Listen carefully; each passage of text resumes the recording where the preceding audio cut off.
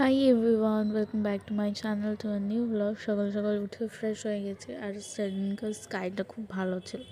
তো এখানে আমি সকালবেলা জল খেয়ে নিলাম, দেন চা খেলাম, তারপর রেডি হয়ে গেলাম বিকজ আজকে আমাদের একটা ইনভিটেশন আছে। তো এখানে মা রেডি হয়েছে, আর আমরা যখন বেরাচ্ছিলাম তখন অনেক জোরে বৃষ্টি হচ্ছিলো।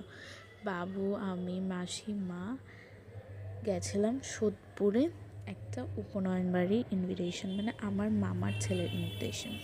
তো বাবু ছোট ওই ক্যারেক্টারটা কিনেছে, তো আমরা তারপর পৌঁছে গেলাম। দেন স্টার্টার খেলাম, কিছু ড্রিঙ্কস খেলাম।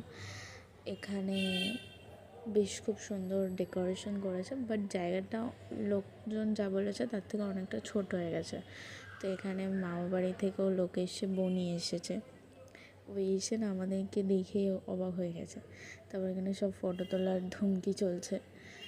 তারপর এখানে আমরা লাঞ্চ করতে বসে পেরেছি, 6:30 বাজে তখন লাঞ্চ করতে বসেছি।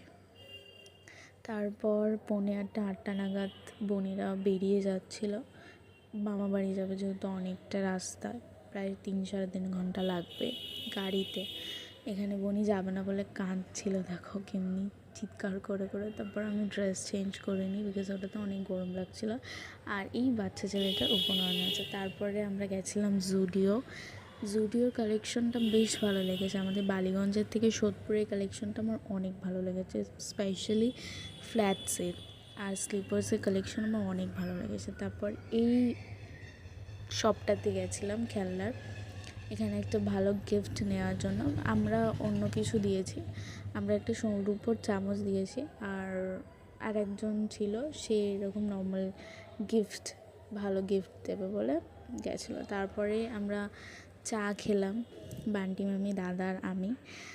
তো চাটা বেশ ভালো ছিল। তার আগে একবার চা খেয়েছিলাম জঘন্য, তারপর চাপাচুপি করে একটা স্কুটিতে বাড়ি চলে আসি। আজকের ব্লগটা এত দূর, ভালো লাগলে লাইক করো।